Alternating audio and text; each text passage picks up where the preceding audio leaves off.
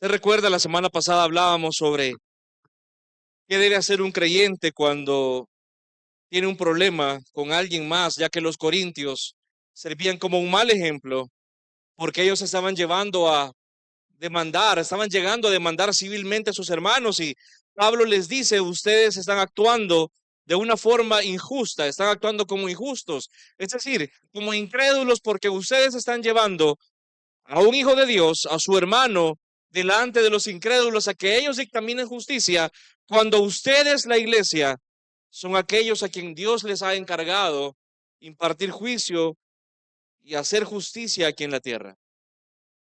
El tema del capítulo 6 es una denuncia de Pablo de esta práctica grave, porque la gente poderosa y rica se aprovechaba de los más pobres, llevando a los tribunales a sus hermanos. Básicamente aquí la paradoja que existe o la ironía es que los corintios querían hacer justicia llevando su caso delante de los injustos, es lo que dice Pablo. Es como que usted quisiera recibir un consejo, por ejemplo, de salud de una persona con evidentes problemas de salud porque se ha descuidado. Como que usted quisiera recibir consejo financiero de una persona que está claramente endeudada por un mal manejo. No tiene sentido, es paradójico, es ilógico, no tiene sentido.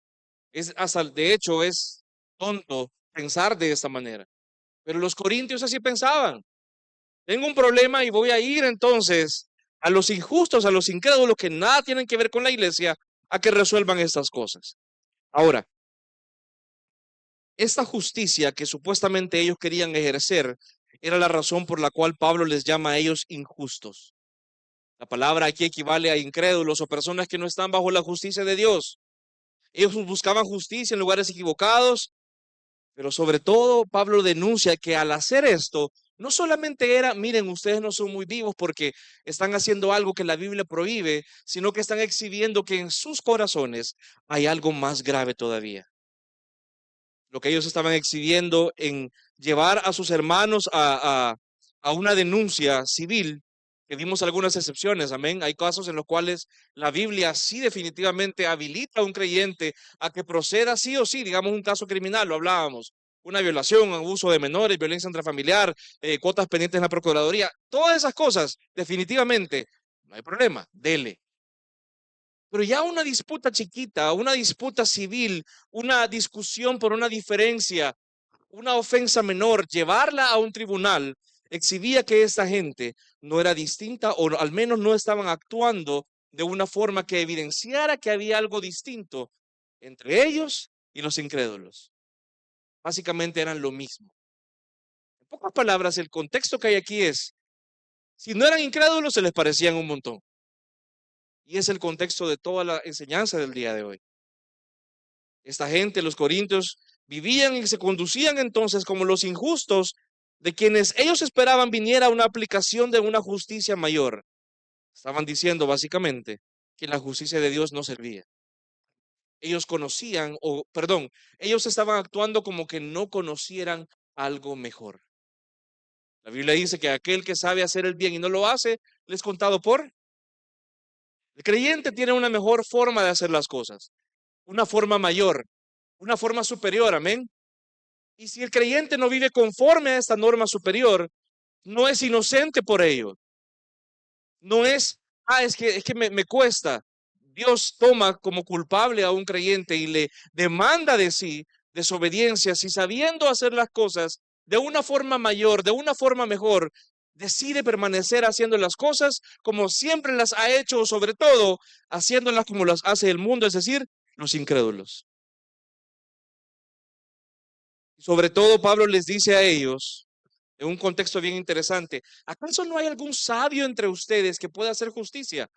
Diciéndoles, ustedes que se la pican de sabios, no tienen a alguien o ustedes no son tan sabios para juzgar. Básicamente no se pueden juzgar primero ustedes mismos, porque debemos recordar, amado hermano, que la Biblia siempre pone un requisito antes de que hagamos un juicio hacia afuera.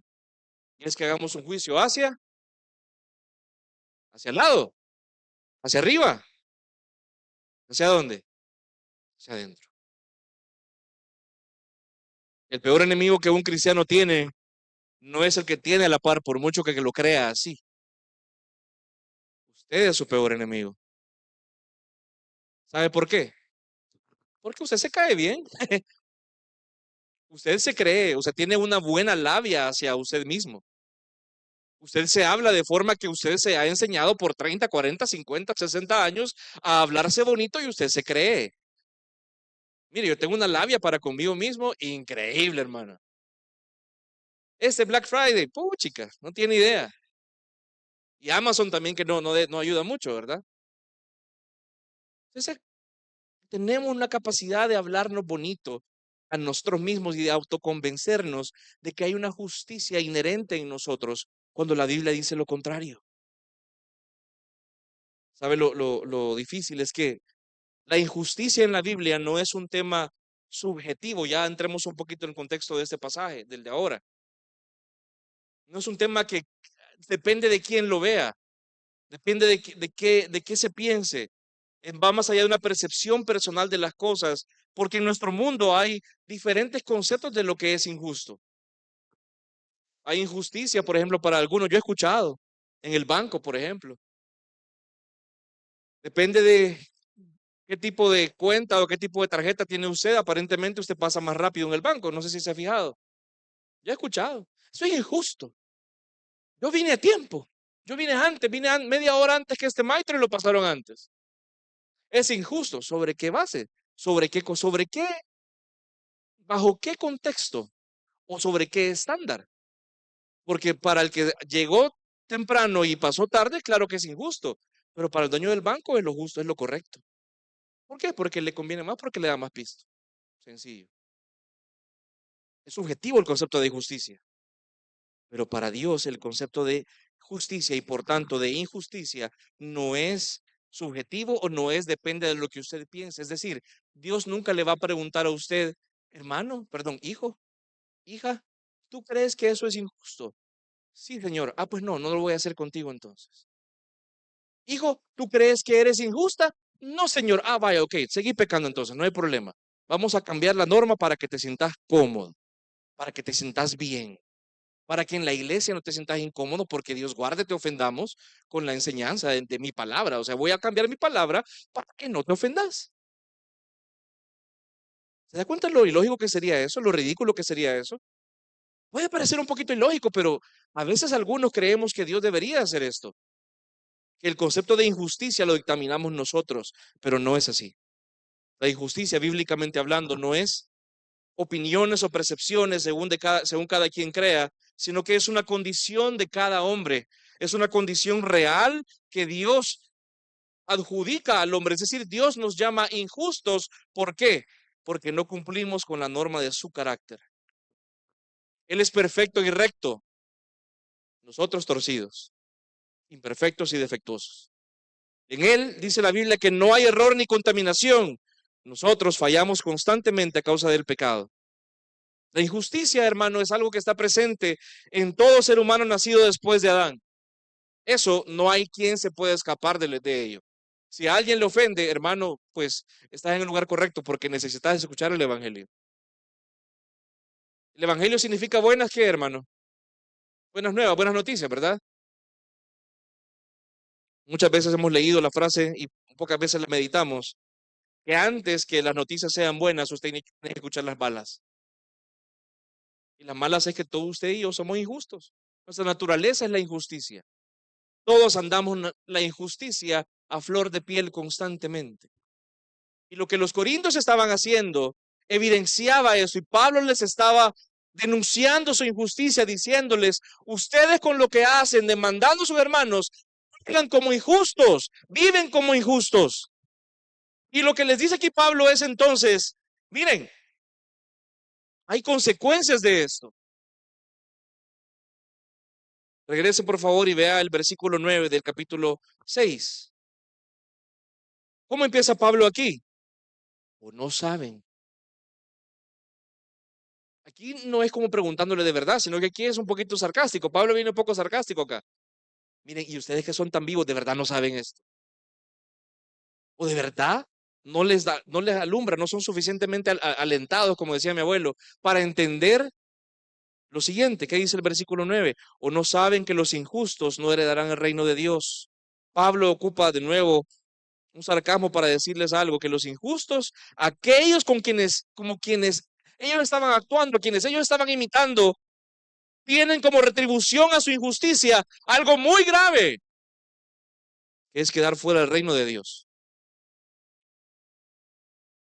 Los corintios estaban actuando de una forma, como le menciono, era muy difícil distinguir si eran creyentes o eran incrédulos, si eran injustos. Y lo que le dice Pablo acá es, ustedes están en una situación peligrosa, porque acaso no recuerdan que si ustedes actúan como injustos es porque posiblemente lo son todavía.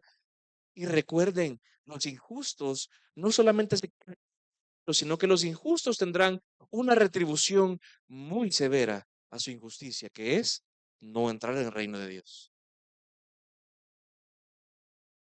Mi intención, amado hermano, y mi oración es podamos entender entonces en el resto de esta enseñanza la gravedad de esto y cómo podemos evaluarnos adecuadamente a la luz de la palabra, pero también ver un punto importante que al final el Señor a través de Pablo nos reafirma en el versículo 11. Los corintios pensaban, de nuevo lo menciono, que podían vivir como injustos sin ninguna consecuencia. Ellos podían vivir como incrédulos, no les preocupaba, que no daban ningún tipo de evidencia de lo contrario. Es decir, mire, un creyente que no da ningún tipo de evidencia de serlo, posiblemente no lo es. Pero es que, pastor, cada quien cambia a su ritmo. Sí, no. Vamos a llegar a eso un momento. ¿Sabe por qué? Porque hay una premisa en toda la escritura, hermano. Hay una premisa que usted lea, vea donde vea, no hay escapatoria de ello. Es que Dios, a quien Él justifica, a quien Él unge como su escogido, a quien Él imparte su Espíritu Santo, Él le santifica irremediablemente e inicia desde el momento de su salvación. Posiblemente algunos hay áreas en las cuales no han avanzado mucho, pero aquí a lo que se refiere es, tiene que haber algo, algún fruto debe haber. Por el contrario, entonces es grave que una persona que se llame cristiano, que esté acá sentado o sentada, piense que lo es y se da palmaditas en la espalda y se tranquiliza sobre la esperanza de que lo es, que es creyente, que está esperando el reino de Dios. Pero realmente si evaluamos su vida o evalúa su vida, no nosotros, usted, si evalúa su vida, se da cuenta que su vida es más caracterizada por la injusticia que por la justicia. Pablo les advierte entonces que no es posible, no es congruente vivir como injustos, no es posible seguir actuando consciente y deliberadamente como alguien injusto y entonces muy probablemente serlo y seguir esperando recibir el reino de Dios. ¿Por qué? Muy sencillo. Una vida pecaminosa, una vida sin arrepentimiento no caracteriza a los ciudadanos del reino de Dios. No los caracteriza.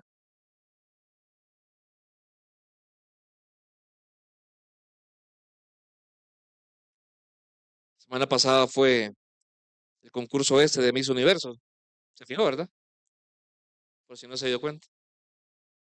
Bien interesante porque uno ve las culturas y cómo hablan y uno fácil se echa de dónde puede ser la persona por el acento. ¿No he escuchado? Por la personalidad. Hay algunos países que tienen alguna fama de tener una personalidad un poquito más fuerte que otros. El Salvador no, claramente, ¿verdad? Pero usted, por ejemplo, escucha un chapín, sabe el acento que tiene, en teoría. Escucha un colombiano, sabe el acento que tiene. Hay características de los ciudadanos de un lugar específico. El reino de Dios tiene características que hacen evidente que alguien pertenece a ese reino. Por cierto, si usted lee el versículo 7 y 8, esto que acabamos de leer también es un poco de consuelo. ¿Se acuerda la semana pasada que hablábamos que en algunos casos es mejor, como dice la Biblia, sufrir la injusticia, sufrir que uno sea defraudado, que sufrir que uno lo engañen en lugar de actuar como injusto? ¿Sabe por qué? Porque la Biblia nos llama a ser dundos. No, hermano, sino porque el ciudadano del reino es aquel que entiende que su esperanza ya a las cabales no está en lo que el hombre puede hacer, sino en lo que Dios hace por él. No espera una retribución ni una justicia perfecta en esta tierra, sino que sabe que de alguna forma, de alguna manera, Dios va a hacer justicia en su reino. Posiblemente no acá. El ciudadano del reino, entonces, primera característica que le menciono ahorita, no es una persona que vive como injusto, sino que su esperanza la pone en algo que viene. Posiblemente no lo tiene ahorita y posiblemente no lo ve en este momento, pero no ve la retribución terrenal o no ve lo que el mundo le puede dar como aquello que lo motiva o aquello que le da esperanza. ¿Cuál es la sentencia que Pablo le da a aquellos que viven como injustos? Versículo 9 de nuevo. ¿O no saben que los injustos no heredarán el qué? El reino de Dios. Ahora, pregunta, ¿qué es el reino de Dios? Eso le he preguntado a usted. No pretendo entrar en una teología completa del reino de Dios, pero debemos entender por lo menos que bíblicamente hablando, y eso con base en la revelación de la Escritura, es el ámbito donde Dios gobierna y reina sobre todo y todos. Este es espiritual y ha sido inaugurado ya en la persona de Cristo, ya en el presente. Sin embargo, va a ser consumado de forma perfecta y real en su segunda venida. Para nosotros es, y de nuevo, entonces, ¿qué es el reino de Dios? En pocas palabras, el gobierno de Él. Donde Él gobierna, donde Él reina. En la Biblia, este reino tiene una implicación claramente salvífica, es decir, pertenecer al reino significa entonces ser salvo, haber recibido la salvación, haber recibido el regalo eterna por gracia. Porque las personas que vienen por gracia a la salvación pasan a formar parte del reino de Dios. Dice la Biblia que hemos sido trasladados del reino de las tinieblas al reino de su divino y amado Hijo. Hay un traslado ya de un lugar donde hay unas reglas a otro lugar donde hay otras reglas. Ya las características son distintas. Ya no puedo vivir de igual forma como vivía acá. Yo no puedo ir, por ejemplo, a Estados Unidos y pretender vivir con las mismas reglas que yo vivo acá, por ejemplo. Desde lo más sencillo.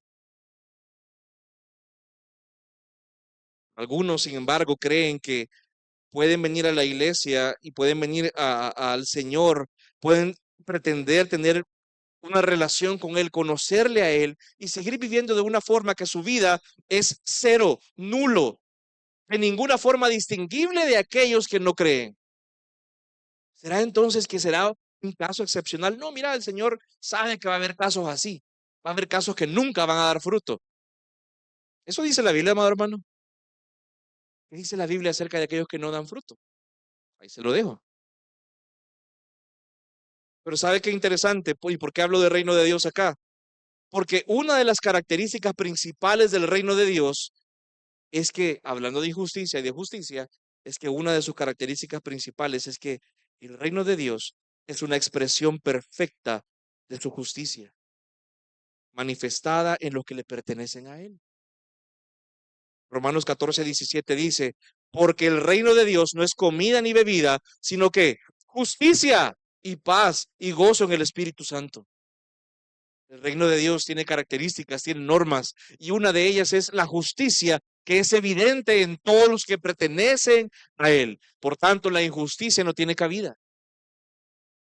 Un teólogo se llama Herman Bavinck, que de verdad para mí uno de los que todo cristiano o estudiante de teología debería leer, dice, en los sinópticos, en los evangelios sinópticos, Cristo aparece en escena como un predicador y fundador del reino de Dios. Este reino incluye en sí mismo el amor del Padre, el perdón de pecados, justicia y vida eterna.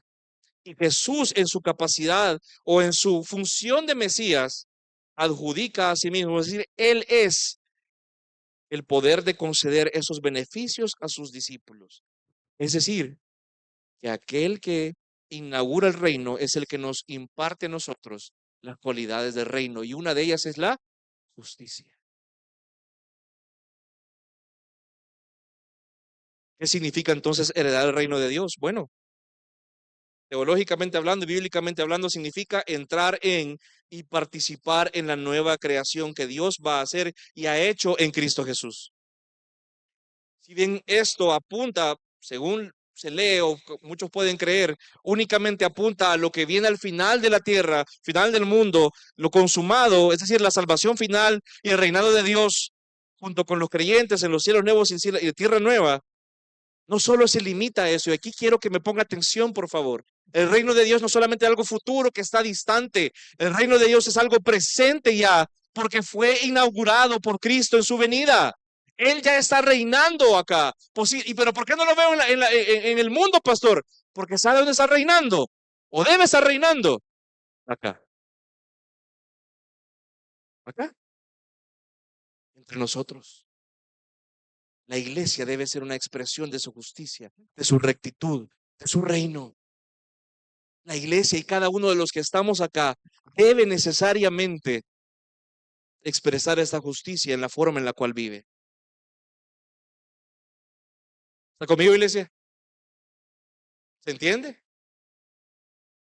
Una persona entonces que vive como injusta,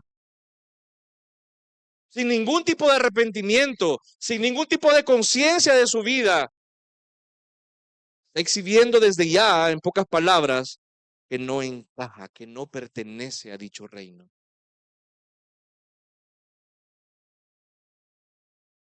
Si bien hay casos en los que no es tan evidente o que tal vez yo estoy seguro que en el cielo va a haber mucha sorpresa en nosotros de encontrarnos algunos que no esperábamos. Y el caso más claro es el ladrón que estaba a la par de Jesús en la cruz. He escuchado la historia, ¿verdad? Que cuenta este pastor Alistair Begg, que él dice, cuando llegó al cielo y le preguntaron, mira, ¿y por qué estás acá? O sea, conoces la doctrina de la expiación, conoces la doctrina de la gracia, conoces la sustitución penal de Cristo. No. ¿Y por qué estás acá? El que estaba en medio me dijo que podía venir. Claro, va a haber casos que van a ser muy sorpresivos y muy poderosos para nosotros. Pero estoy hablando acá de casos, amado hermano, de personas que han vivido una vida en la iglesia. Personas que han tenido la oportunidad de escuchar del Señor, de conocerle a Él, de estar en una iglesia y aún así deciden vivir como injustos. El gobierno de Cristo debe ser evidente en nuestras vidas, aún y si es y lo será de forma imperfecta. Y aquí es lo que quiero equilibrar. No me refiero acá, por favor, no me entienda que estoy acá comunicando un mensaje legalista o un mensaje de perfección. No, yo sé que va a haber imperfección. Soy el primero en decirle, hermano, la riego todos los días. A lo que me refiero yo acá es un estilo de vida impenitente, un estilo de vida donde no hay ningún tipo de evidencia de entendimiento de pecado o sobre todo un estilo de vida donde hay permisividad a nuestro pecado, donde nos confrontan, nos dicen, en esta área estás mal, en esta área necesitas trabajar, en esta área necesitas cambiar. Mira, no estás comportándote de una forma como debes comportarte si eres un creyente. Y ustedes ya saben qué cosas me refiero, qué cosas pueden ser. Y de hecho vamos a ver unas cuantas más adelante. Y en aquellas personas en las cuales el Señor no pone un arrepentimiento por su espíritu, sino que por años no evidencian ningún tipo de fruto en su vida, sino que por el contrario van para atrás, están evidenciando que no son ciudadanos del reino. Ojo, aquí no estoy condenando a nadie porque el evangelio, de hecho, eso es predicar el evangelio y darle esperanza ahora. Porque si usted ha terminado y usted ahora escucha y dice, posiblemente yo soy uno de esos, hay esperanza para usted en Cristo Jesús ahora. Claro que sí.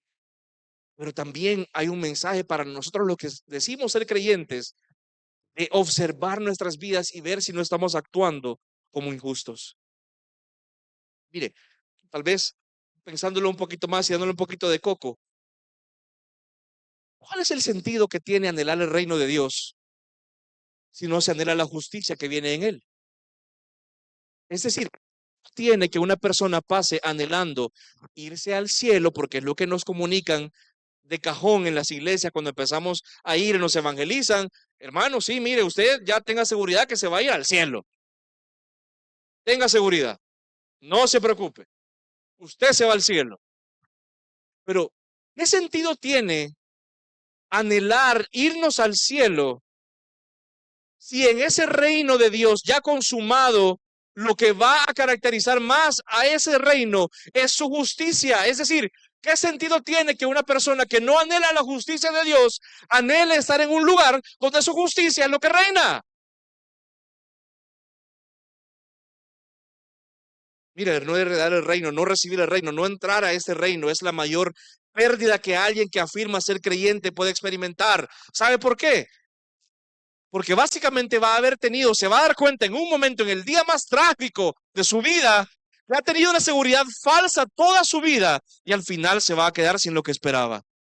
Es un tema de expectativas erróneas. Mire lo que dice Lucas 14:28. Porque ¿quién de ustedes, deseando edificar una torre, no se sienta primero y calcula el costo para ver si tiene lo suficiente para terminarla? No sea que cuando haya echado los cimientos y no pueda terminar, todos los que lo vean comiencen a burlarse de él diciendo, este hombre comenzó a edificar y no pudo terminar. Qué vergonzoso sería pensar que por un error de cálculo, por pensar que podemos manejar cuánta santidad se requiere para ir con el mínimo esfuerzo para raspadito entrar en el reino. Nunca entramos. ¿Se da cuenta lo grave de eso? Aquí el ejemplo que pone Jesús, el símil que pone es algo muy vergonzoso, ¿no cree? Mire, si Dios permite, en diciembre queremos hacer unos arreglos en la casa y estamos hablando ahí con un arquitecto muy bueno, por cierto. Y lo primero que le he preguntado es, hey, mira, ¿y de cuánto viene el susto? Porque no me quiero quedar con la casa pelona ahí porque no me alcanzó. Sería un poco vergonzoso. Sobre todo porque es como, hey, ese brother no pensó bien. Se quiso meter en algo sin darse cuenta de cuánto le iba a costar. Sería difícil que alguien se metiera a decir que es cristiano sin haber antes pensado en qué le iba a exigir en su vida. Y si realmente, antes de decir soy creyente, realmente está dispuesto a pagar el precio. Mire, muchos afirman anhelar el reino de Dios, pero lo hacen únicamente en el sentido salvífico. Es decir, ok, yo quiero estar en el reino para no irme al infierno. Básicamente no es la opción más deseable para ellos, sino la más conveniente. Bueno, si hay dos opciones, irse al infierno o no irse al infierno, no me quiero ir al infierno. Ok, perfecto, pero ¿y tu vida? Básicamente desconocen a lo que van, porque en su vida terrenal no han experimentado la justicia de Dios en una vida que refleje esa rectitud, porque han vivido como injustos. La Biblia es clara diciendo que en el reino no entrará ninguno que no anhele su justicia. ¿Sabe por qué? Porque la vive ya de forma imperfecta en la vida terrenal. Jesús lo dijo claramente en el Sermón del Monte y tal vez nunca ha pensado en ese capítulo o ese versículo así. Bienaventurados los que tienen hambre y sed de justicia, pues ellos serán saciados. ¿A dónde? ¿Cuándo? En el reino. ¿Cómo? Mire, el reino de Dios es de aquellos que son conscientes de que no dan la medida, ni que nunca la daremos perfectamente en esta tierra, pero tenemos hambre y sed de la justicia perfecta del reino consumado, donde aquello con lo que luchamos toda nuestra vida, porque lo hicimos, va a ser quitado para siempre. Alguien del reino, hermano, es alguien que acá en esta tierra sufre por su pecado y anhela un día en el cual la rectitud de Dios va a ser perfecta en su vida, porque le duele el pecado acá, sufre por su pecado acá, no le es indiferente. Amén, iglesia. ¿Ve la diferencia, hermano?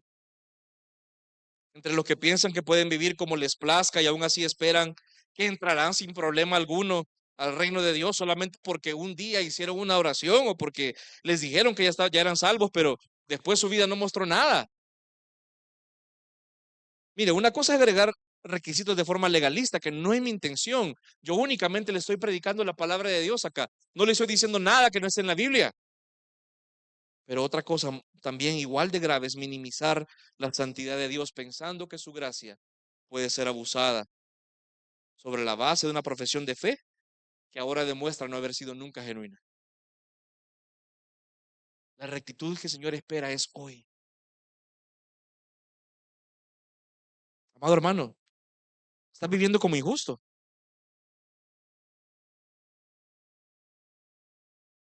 Mire lo que dice el versículo 9, la segunda parte. No se dejen engañar, tanto por los de afuera, pero como dijimos al principio, ¿por quién más? Por usted mismo.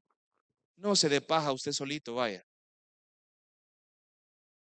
Mire, los creyentes cometemos pecados, podemos cometerlo y lo hacemos muchas veces. Sin embargo, para un creyente, y para darle un poquito de equilibrio a esto, el pecado impenitente no es la característica principal de nuestras vidas. Claro, pecamos y lo hacemos a cada rato, pero nos caracteriza un arrepentimiento que el Señor pone en nosotros. Nos caracteriza una búsqueda constante de ese arrepentimiento. Nos caracteriza la búsqueda de comunión en la cual podemos ser santificados, no una arrogancia en la cual afirmamos no tener pecado, no una arrogancia en la cual no recibimos consejo, no una arrogancia en la cual echamos la culpa a Raimundo y medio mundo, menos a su peor enemigo que es usted. Ese punto es muy importante evaluarlo. ¿Lucho acaso con este pecado? ¿De verdad lucho con ello? ¿O ni siquiera he admitido aún que es un pecado en mi vida que Dios no pasará por alto? En pocas palabras, amado hermano, algunos de nosotros aquí andamos con una granada sin pin corriendo de arriba para abajo, esperando que nos revienten la cara. Ese pecado que usted y yo no decidimos traer delante del Señor, arrepentirnos de ello, es una granada que tarde o temprano va a reventar en tu cara. Y puede ser para misericordia que el Señor a través de ello te salve. Puede ser que a través de ello evidencie que tú nunca le conociste.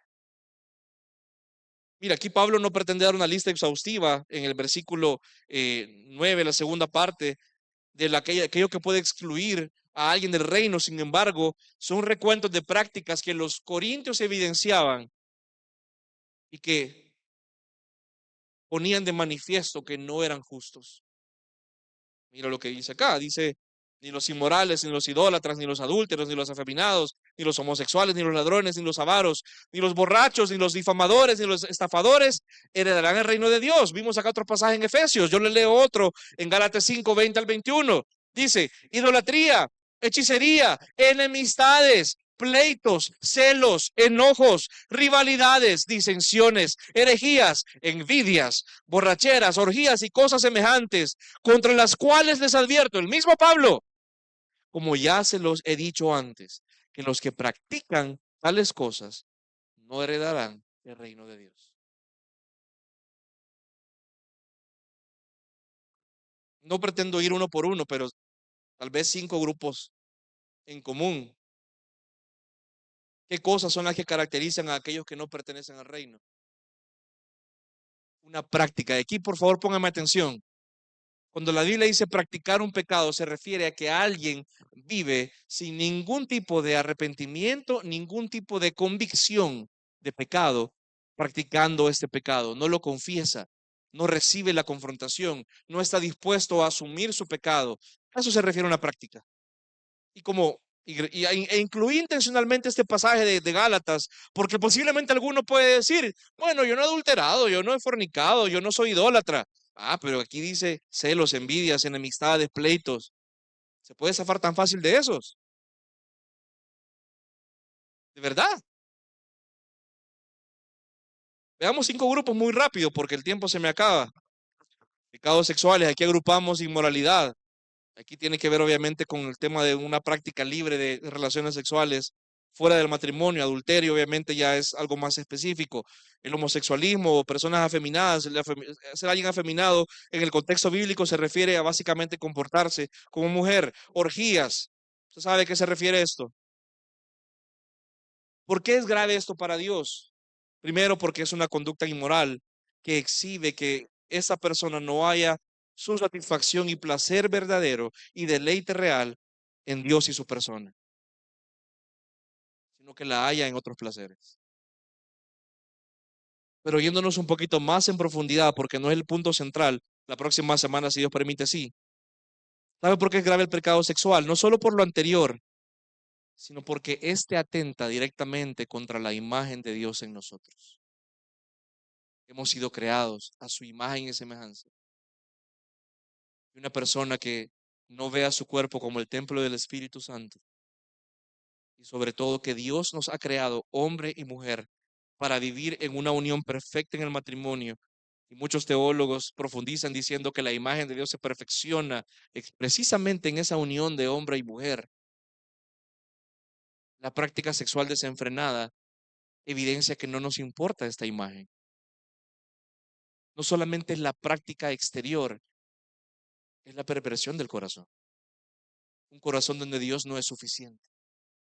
Un corazón donde hay otras cosas que son más o que generan más deleite que Dios. Idolatría, hechicería y herejía. Este contexto significa personas que profesan una fe falsa o adoran a objetos cerrados, literales dioses entre comillas, falsos cuyas prácticas aún mantenían en sus culturas. Mire, yo sé que posiblemente aquí ninguno tiene a San Antonio de cabeza en su casa. Perfecto. Qué chivo. Nadie le pone veladoras a nadie ya. Ok. Pero, ¿y los ídolos que hay en su corazón?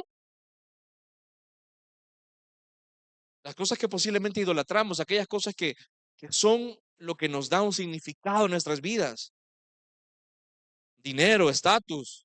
¿Y sabe cuál es el peor de los ídolos? Se lo dice alguien que, amén acá, nuestra imagen. Nuestra imagen nos puede llevar básicamente a incluso decirle a Dios, no gracias, no necesito tu gracia. Porque aceptar tu gracia implica que mi imagen sea demolida y no es un precio que soy dispuesto a pagar. Me ando consumiendo, ando podrido, ando deshaciéndome en pecado, pero que nadie sepa eso. Porque mi imagen es primero. Si alguien se mete con mi imagen, va a conocer al verdadero yo.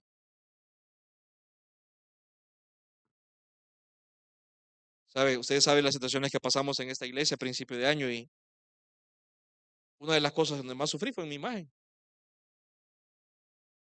Yo sufrí muchísima tentación de actuar como los injustos, como hablábamos la semana pasada.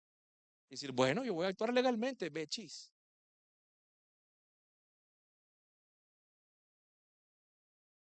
Después de mucha lucha, hermano, de mucha reflexión, usted llega a entender que aquello que nos ayuda a morir a nuestra imagen y al amor perverso que tenemos por ella, por mucho que duela, es una gran bendición. Dele gracias a Dios por las achicadas que Él permite que pasemos. Dele gracias a Dios por cada conflicto o cada situación en la cual usted no actúa perfectamente, porque eso ayuda a que su imagen sea devanada. ¿Sabe? Dios es tan bueno que aunque usted no quiera poner su imagen ahí en el lugar del sacrificio, Él lo va a hacer por usted. Claro, se lo advierto, no le va a gustar. Mejor entonces empiece a trabajar proactivamente en su imagen. Busque ayuda. Establezca relaciones profundas. No son relaciones de ¿cómo está? Bien, hermano, gloria a Dios. Vaya, amén, Dios. Nos vemos. Busque relaciones que a usted le puedan ayudar en un ambiente de confianza. Brother, sabes que ando deshecho. Ando una tentación que no tenés idea. Hoy pequé de esta forma. Hoy pequé de esta otra. Me he sentido solo. Me he sentido frustrado. Me he sentido enojado. Me he sentido angustiado. A nuestra imagen no le gusta eso. A nuestra imagen, y sobre todo los hombres, nos gusta sentirnos y nos vernos fuertes. Sobre todo con nuestras esposas. Ya después de casi 9 años, gracias a Dios, tengo una esposa que no le puedo dar paja. Gracias a Dios. Me da miedo a veces, pero no le puedo dar paja. Tercer lugar, pecados de dinero, robo, avaricia, estafa. No tengo que entrar mucho acá, pero hermano, el amor al dinero es el principio de todos los males. De nada sirve que ganes toda tu vida acá y la perdás en la eternidad. El que haya su riqueza en el dinero es porque no tiene y no es rico en el Señor. Cuarto, las borracheras. ¿Por qué es pecado las borracheras? Aclaro, en esta iglesia no somos abstemios, es decir, no prohibimos que una persona consuma alcohol. Aclaro, eso no quiere decir que usted va a agarrar una gran cirindanga allá afuera. No, me refiero a que usted lo puede hacer con una buena conciencia y si no es pecado para usted y usted sabe, por ejemplo, y vamos a hablar de eso más adelante precisamente en Corintios, que hay personas que si usted ha luchado con alcoholismo o va a hacerlo enfrente de alguien que ha luchado con ello, entonces su libertad termina ahí. No voy a entender.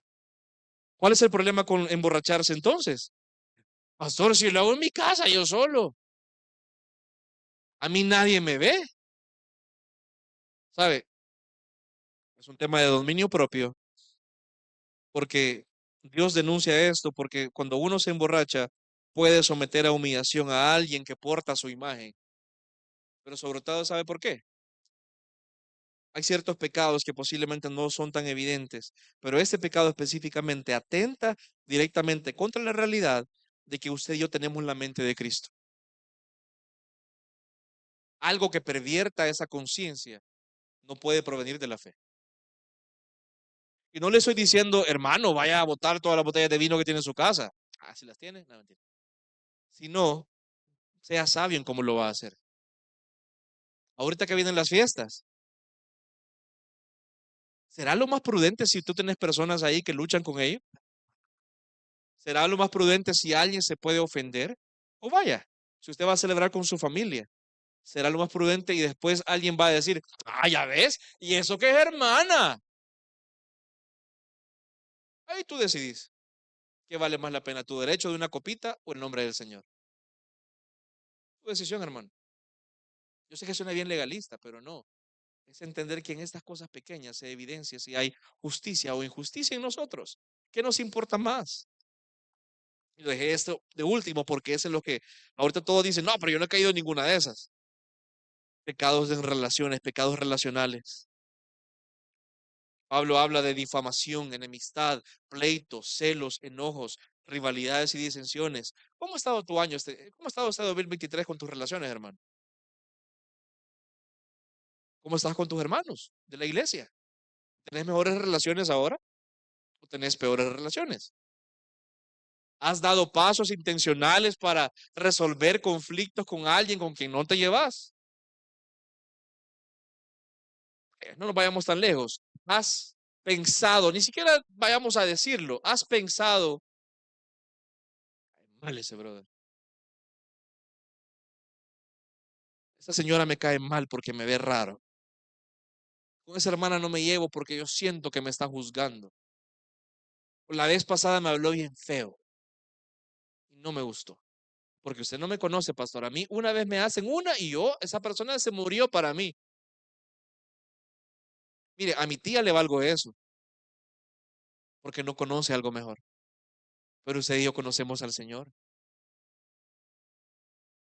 Amado hermano, yo no quiero de verdad caer acá como un mensaje legalista, pero ¿sabes qué? Es grave lo que tú estás haciendo así. Es grave si hay un problema no resuelto en la iglesia. No estoy diciendo de grave de, uy, te vamos a dar un golpecito en la muñeca. No, hermano. El Señor puede tomar medidas drásticas en tu vida para mostrarte que Él no va a tolerar que tú hables mal o tengas rencillas contra otras personas por quienes Él también murió. Él te va a mostrar cuánto Él ama a su iglesia. Él te puede mostrar cuánto Él ama, te ama a ti, pero también ama a los demás al no permitir de que tú tomes a la ligera lo que tú hablas de los demás. Aquí no estoy diciendo que vamos a ser como los cariñositos o como los teletubbies, que vamos a hacer puro amor indiscriminado con todo el mundo, hermano. No.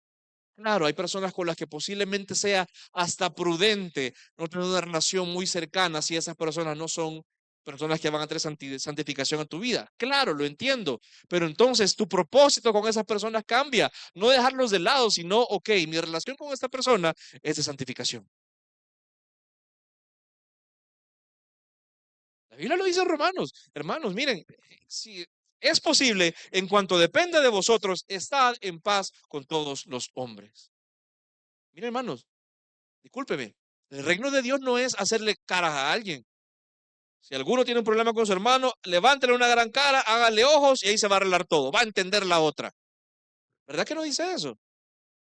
Vaya, ¿se da cuenta cómo hemos estado hablando de lo mismo por varias semanas? Para el Señor las relaciones son importantes. Para el Señor su iglesia es importante. Para el Señor su iglesia y cómo nos llevamos acá dictamina o evidencia si somos de reino o no. Es que yo soy bien penoso, yo soy bien penosa, yo soy, es que no sé qué. Sí, entendemos, puede que haber diferentes personalidades, hermano, yo entiendo. El punto es, estás intentando. Ya ha habido personas que se han acercado a mí y me dicen, mire, pastor, yo quiero relacionarme, pero me cuesta, fíjese. ¿Qué hago yo? Llamo a alguien que sea bien chachalaca, se lo pongo enfrente, vaya, sea amigo de esta persona. Sacarlo de su concha ahí. Y sirve. Yo sé que aquí vemos algunos que no nos cuesta para nada hablar con otros. Qué chivo, pero a algunos sí les cuesta. Pero hermano, hermana, te lo digo con mucho amor. El Señor no te va a recibir en su reino y va a decir, yo sé que eras penosa, no te preocupes, no le hablaste a nadie. Dale.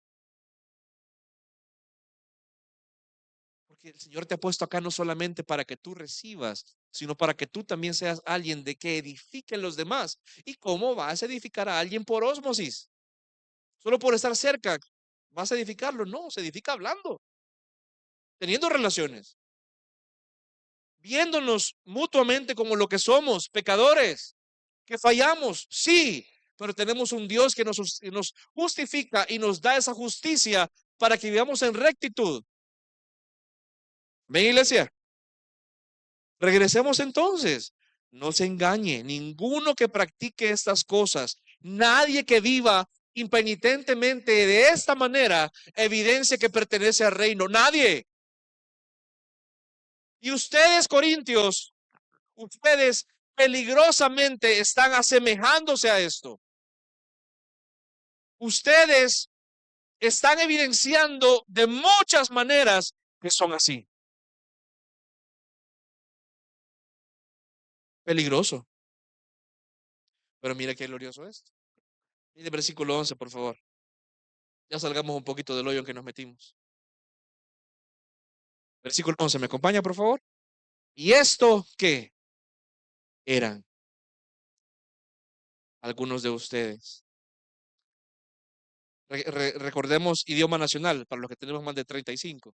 Lenguaje para los que son más jóvenes. ¿Eran en qué tiempo está? Pasado. Pasado perfecto. Nada, nada. Imperfecto sería acá. Es decir, que ya no es su realidad. Pablo, a pesar de que les acaba de pegar, perdón la palabra, una levantada de a metro, como decían por allá, termina de una forma muy profunda acá diciéndoles, miren, ustedes se están pareciendo mucho a ellos y deben tener cuidado, no se engañen, porque si siguen viviendo así es porque lo son. Pero recuerden algo, ustedes ya no son esto. Entra con el evangelio ahí. Ya no son esto. Después de esta reprensión donde les ha recordado que sus acciones son las de los incrédulos, palabras que a nosotros mismos nos pueden hacer sentir sin esperanza, él les recuerda una verdad muy poderosa. Si bien sus prácticas son las de los injustos, Pablo aquí muestra que él no cree que ellos sean personas que están perdidas ya, si es que muestran arrepentimiento ante esta amonestación. Mire, en los círculos reformados y sobre todo nos gusta leer sobre los puritanos y todo. El hermano Luis, por cierto, me mandó un artículo, nos compartió un artículo ahora que iba muy relacionado a esto. Hay mucho énfasis en nuestros círculos reformados a la evidencia de la santificación, es decir, lo que hacemos externamente, pero lo enseñamos y lo recalcamos muchas veces sin recordar la base sobre la cual es posible esto, que es la justificación, lo que Dios ha hecho por nosotros, lo que Dios ha hecho en nosotros. Mira lo que dice el versículo 11, y esto eran algunos de ustedes, pero usted y yo estábamos metidos en ese círculo, estábamos metidos en esa canasta, estábamos en ese guacal. Pero si hay algo en nosotros que es Cristo Jesús, dice la Biblia acá, pero ustedes fueron lavados, pero fueron santificados, pero fueron justificados. Pablo les acaba de decir un montón de cosas muy difíciles, una advertencia muy dura, pero aquí dice que eran algunos de ellos. Los corintios habían vivido esclavizados por su pecado, pero había empezado a surgir un comportamiento un poco distinto. Pero más que esto, Pablo creía que en ellos había ocurrido algo por lo cual su identidad y su posición habían cambiado.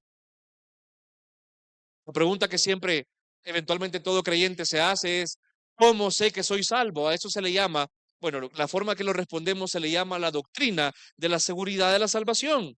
Y esta implica dos cosas: la evidencia correcta, como ya lo dijimos, que es que una persona debe mostrar en su conducta que pertenece al reino, pero también la persona debe conocer la base correcta. Y eso es lo que muchas veces no reforzamos. Pablo les está diciendo, miren, ustedes no se recuerdan de lo que Dios ya hizo por ustedes y por eso están actuando así.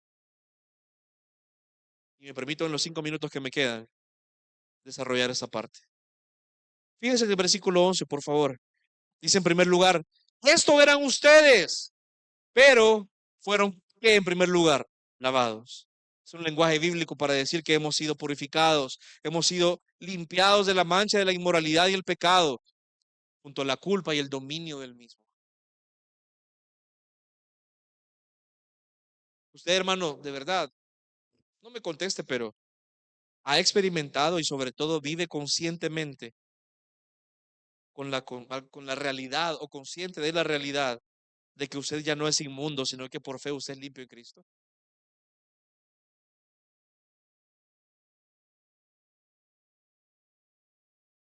Hermano, usted lucha constantemente con sentimientos de vergüenza y con sentimientos de verse a sí mismo como inmundo.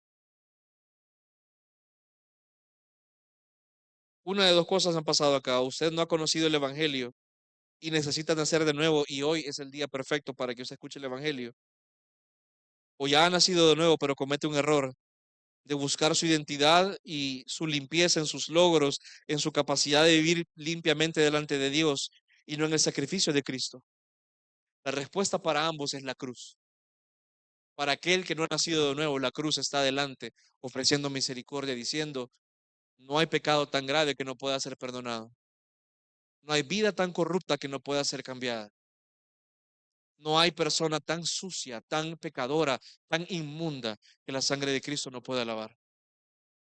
Y para aquel que ya ha nacido de nuevo, la cruz está detrás, porque en cada momento que se nos presenta el pecado que inevitablemente vamos a cometer, podemos ver para atrás y recordar que es sobre la base de esa cruz que podemos vivir una vida diferente.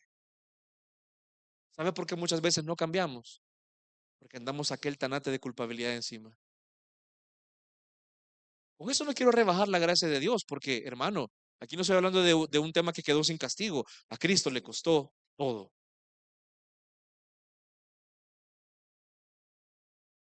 Se trata de tomar una conciencia de que ese pecado con el cual lucho ya fue pagado por Cristo. El que ha sido lavado se identifica con su nueva vida en Cristo y sabe que no pertenece ya a las prácticas de los injustos.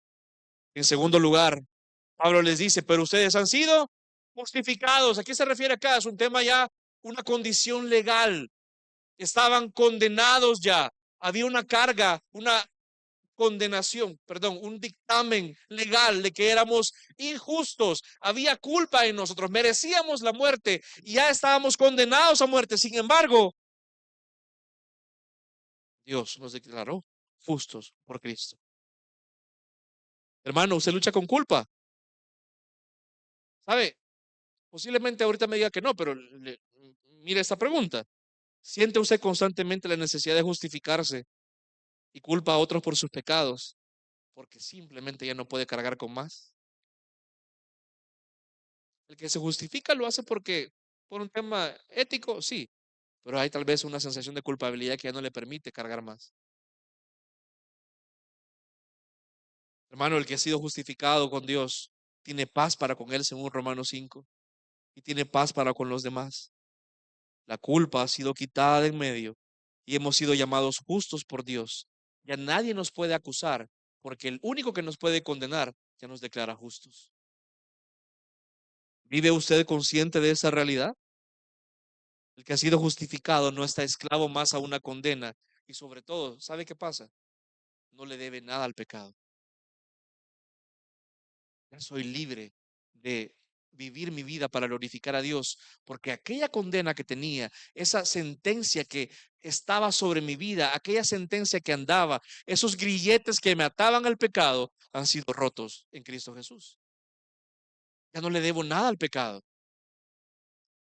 Hermano, usted vive consciente de que ha sido limpiado, que ha sido lavado, que ha sido justificado. Y sobre todo, mire acá, dice, ustedes han sido santificados. Es decir, hay una transformación desde el interior. Lo corrupto ahora ha sido hecho santo. Hay una ruptura definitiva con el amor al pecado y al mundo. Hay una ruptura con el poder y la práctica del pecado que nos ata. Y ahora esto ha sido reemplazado en el creyente por una inclinación notoria hacia las obras justas que el Espíritu Santo produce en nosotros. Hermano, lucha usted constantemente por encontrar identidad. Peca usted constantemente buscando valor en cosas o personas. El que usted haya sido santificado también significa que Dios le ha apartado para Él. Usted le pertenece a Él. Usted no le pertenece a nadie. Claro, su esposo o su esposa sí, pero me refiero en cuanto a su pertenencia real, eterna. Usted le pertenece al Señor.